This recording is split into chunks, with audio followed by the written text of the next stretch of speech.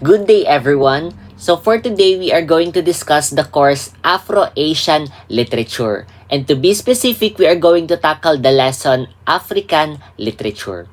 Welcome to our class. My name is Iver, Olin, and Sones, your English teacher for today, but you can call me Sir Olin. For your information, the lesson flow of this discussion will be like this. First, we are going to have the warm-up or the game to have you brainstorm with our lesson and with different reflections of life. And next, we are going to discuss the lesson proper, the brief history of African literature, its background, its characteristics, the types of African literature, the notable literary works, and its authors. And lastly, we are going to have the knowledge checking or the assessment activity. First, for our warm-up questions. And for the first question, what is the best lesson or advice you have learned from a friend? Anyone can answer the question.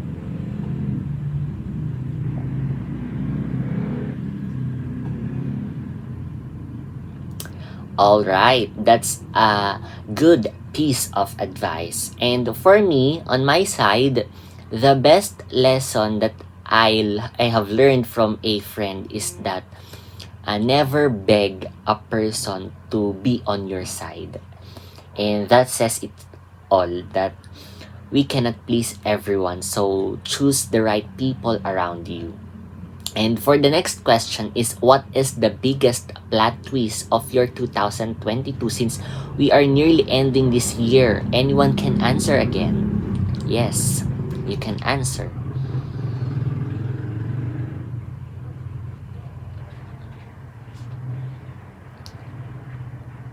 Of course, thank you for answering. And for me, the biggest plot twist of my 2022 is I became close to the people I met years ago, or to the people who are just an acquaintance for me years ago, but now they are my closest friends. And for the next activity, we are going to have the game 4 Picks 1 Word. We have here the 4 pictures and we are going to guess what does this picture depicts, or what does this picture tells about. The first picture is the tribe, and the second picture is the pyramid. The third picture is a part of a world map, or you're part of a globe. And the last picture is a jungle. So, what do you think this picture tells about? Alright, very good. It tells about the country or the continent Africa. And next, we have here the picture of books, a picture of a person writing, a picture of a snap word literature in a book, maybe, and a picture of a library. Yes, very good. It is the word literature. So since I have said earlier that we are going to tackle specifically on the African literature. So what is African literature? African literature is a body of traditional, oral, and written literatures in Afro-Asiatic and African languages, together with works written by Africans in European languages. It is literary works of the African continent consisting of a body of work in different languages and various genres, ranging from oral literature to literature written in colonial languages, which are French, Portuguese, and English. The history. The origins of African literature can be dated back thousands of years ago in ancient Egypt through hieroglyphs or pictorial representation of words. Later, I'll show you what is a hieroglyph look like. Over time, the use of hieroglyphs became widespread around Egypt and became more developed. This eventually led to the use of Arabic poetry, which began to spread more rapidly after Arabia conquered Egypt in the 7th century CE and throughout Western Africa in the 9th century CE. These African and Arabic cultures continued to blend with Greco-Roman and other European culture and literature that resulted in its own unique literary form. So this is what a hieroglyph looked like. Egyptian hieroglyphs were the formal writing system used in ancient Egypt. It is used for writing by the Egyptians in their language.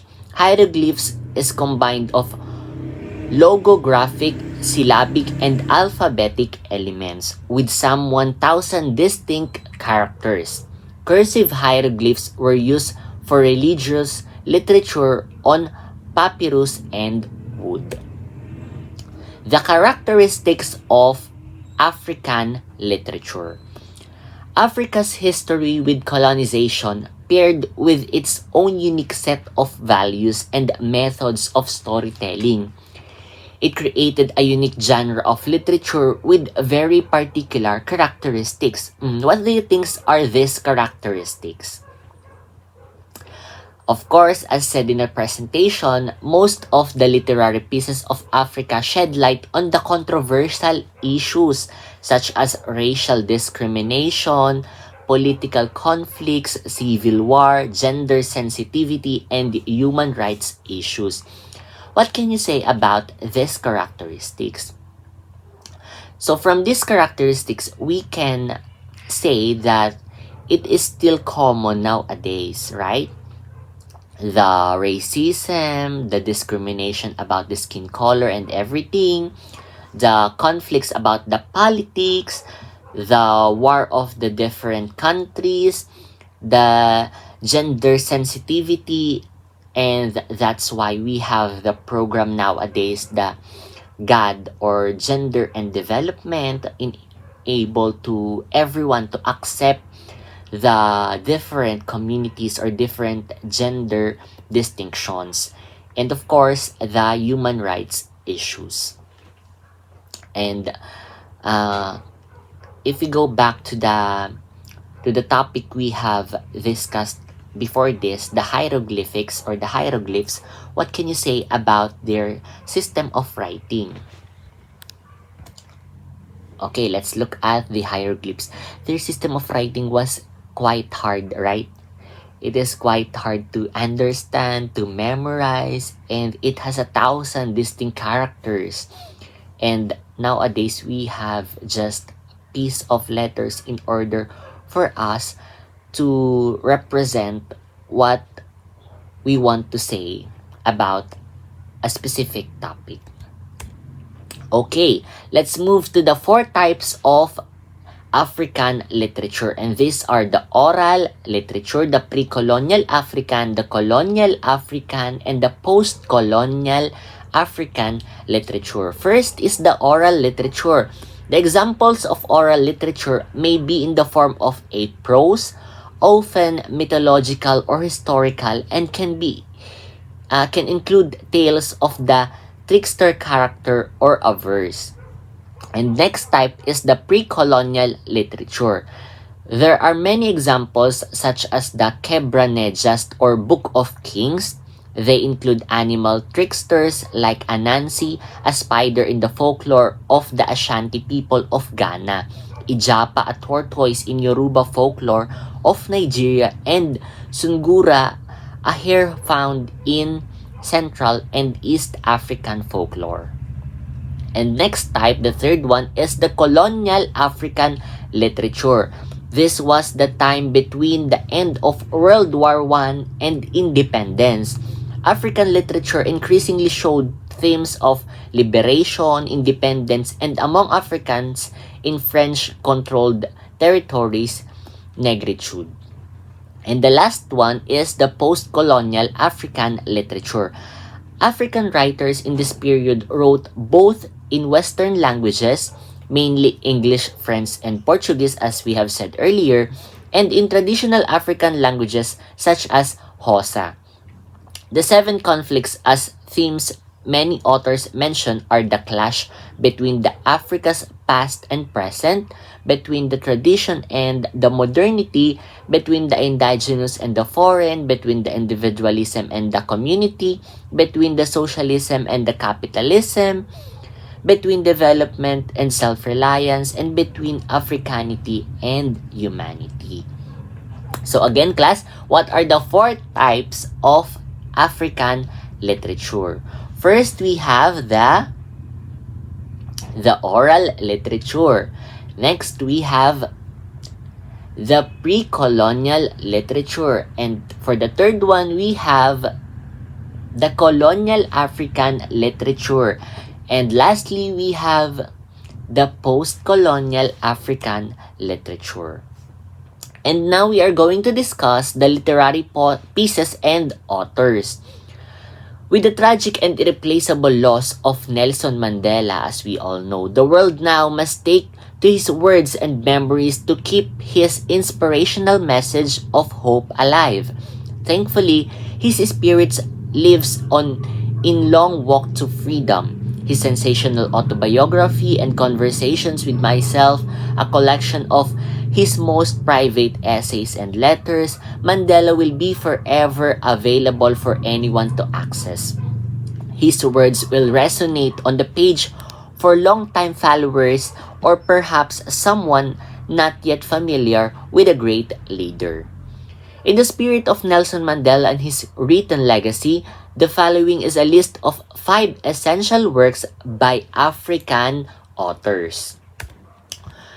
First, we have Things Fall Apart by Chinua Achebe. Perhaps the single most famous piece of African literature, Achebe's first novel is a 2-part story about Igbo tribesman Okonkwo. The story narrates African life prior to the arrival of colonial powers and then the subsequent colonization of Nigeria by Britain. Next is The Hairdresser of Harare by Tendai Huchu. This novel is a story about a hairdresser named Vimbai and her struggle to make a living and raise her son in a modern day. And next we have The Petals of Blood by Ngugiwa Chongo. Petals of Blood looks at the interconnectedness between 4 murder suspects in the wake of the Mau Mau uprising in Kenya. This novel is a skeptical look at the post-colonial Kenyan politics and the impossibility of escaping a colonial past. Next is The Native Life in South Africa by Sol Plaatje. Sol Plaatje was a political activist and intellectual fighting for the freedom of Native Africans during the colonization by both British and the Dutch. And lastly, we have The Purple Hibiscus by Chimamanda Ngozi Adichie. Adichie is considered an important figure in contemporary African literature as she represents the next generation of authors following Achebe. Purple Hibiscus takes place in post-colonial Nigeria and is the painful coming-of-age story of a young girl in a disintegrating family. And that's it for our lesson. This is the references of my discussion. You may take note of the following references so that when you have something to clarify, you may read the following.